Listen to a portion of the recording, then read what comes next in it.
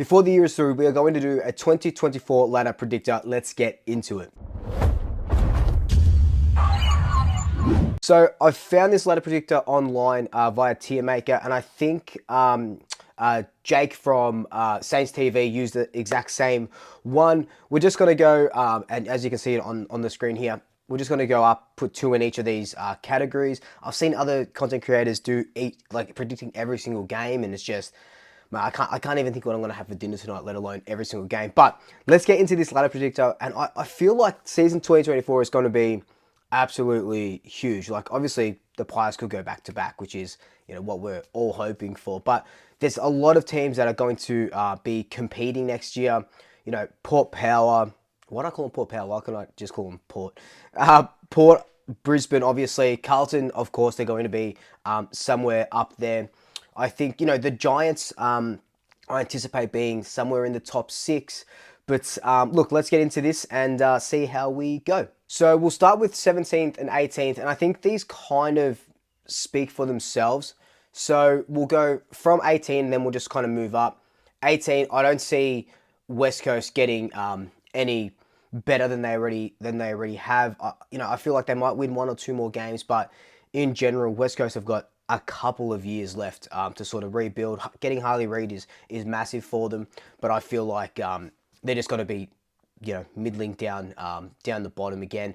The next team I've got here, look, I want to put North, and I can't really see any sort of other teams that would be in and around that sort of area. So I am going to put North Melbourne again at 17th. I love what North Melbourne are doing. You know, they've got a couple of really good picks. And I said in my 2033 prediction video that they'll probably win a flag in the next 5 years just because of all the handouts that the AFL have been giving them. But again, you know, they're probably between that bottom 4 bracket. I've put them at 17th because I can't really put anyone else lower than that. All right, we'll go to 15th and 16th. So we'll start with 16th. Now, this is where it gets a little bit tricky, because I don't anticipate a lot of teams dropping off down there, but I do feel like you know, these sort of teams are going to be around that area. I've got the Dockers at 16th. I don't know what the hell's happening with them.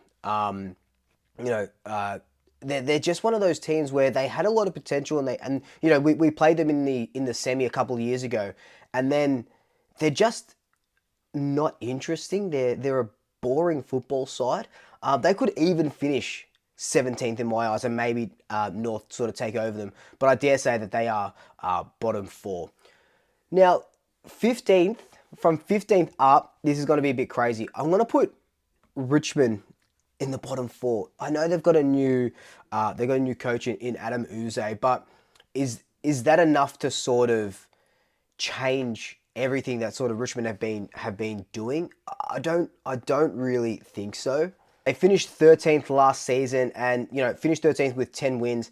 I dare say they get less than that. A bit of a teething process, and I know it's hard because I know that when we got a new coach in, we finish, you know, top 4, and then we win the flag the next year. GWS, same sort of thing. They were 13th, and then they get a new coach in, and you know, they're 1 point off a grand final.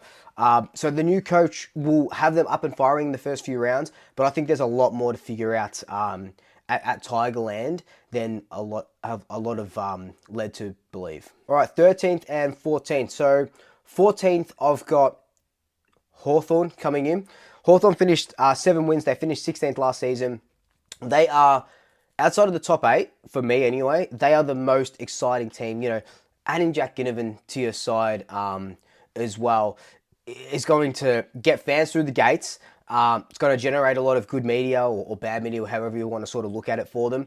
And they are just an exciting team. I love the way they went about it last season. I know they were, you know, they finished 16th last season, but they were exciting. You know, they beat us as well. You know, we had those 2 losses in a row. One of them came to Hawthorn.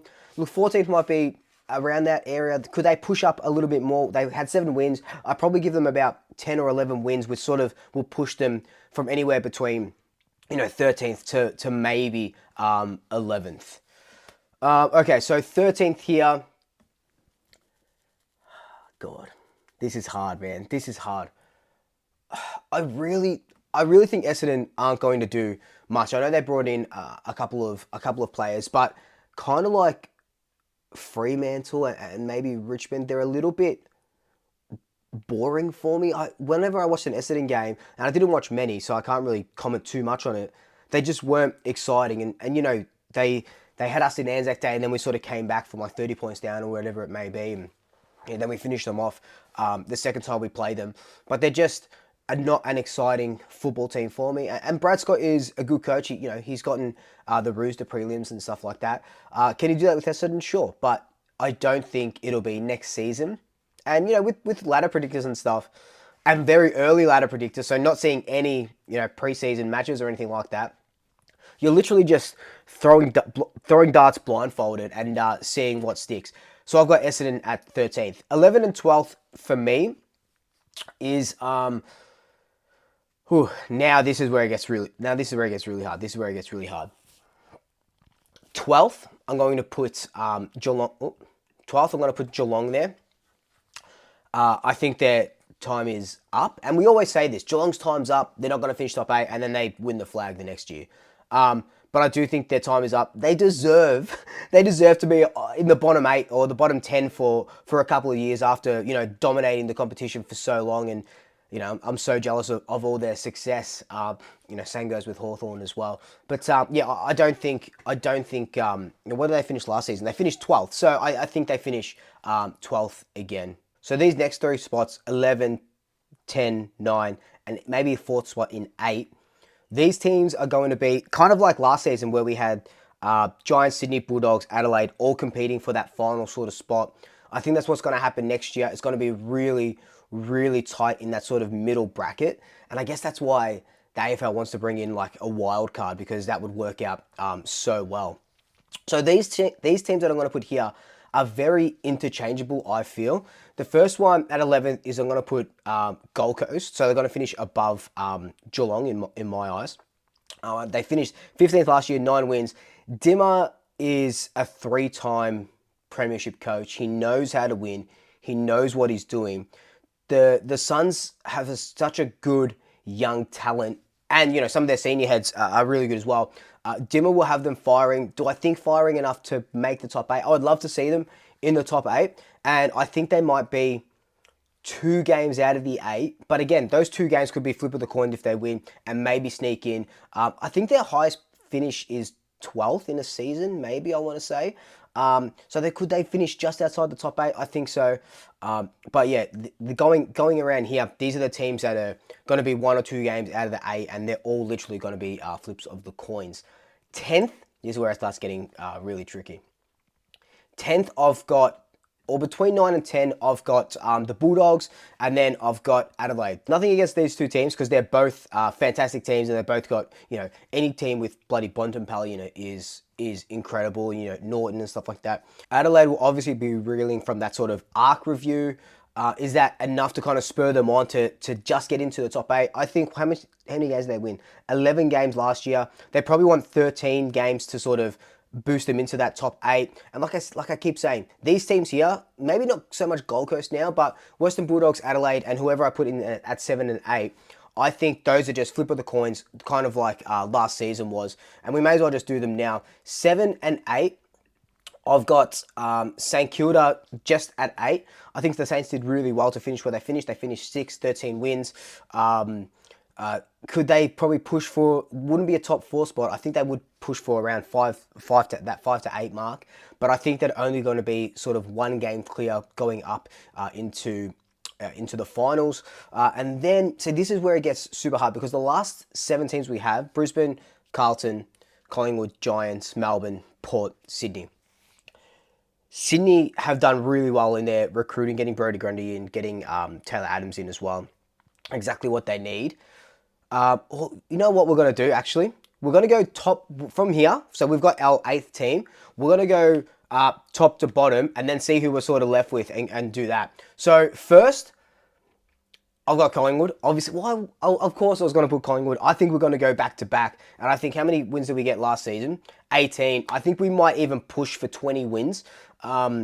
we haven't really added much to our team besides Lockie Schultz. And when I say besides Lockie Schultz, 30, he kicked 33 goals last season, 60 goals in 2 seasons. He's going to add a lot to our team. We got a really good depth at the moment as well. Losing Dan McStay doesn't sort of help us. But during the season, Dan McStay was really injured, so we didn't see much of him until the finals. He did some really good things when he came back, but mainly in the finals. So that doesn't help us, but I think we pushed to be better than we were last season. Second, I've got Brisbane. Now I feel like these Brisbane and Collingwood, they can flip. One or two is going to be, so it was a game.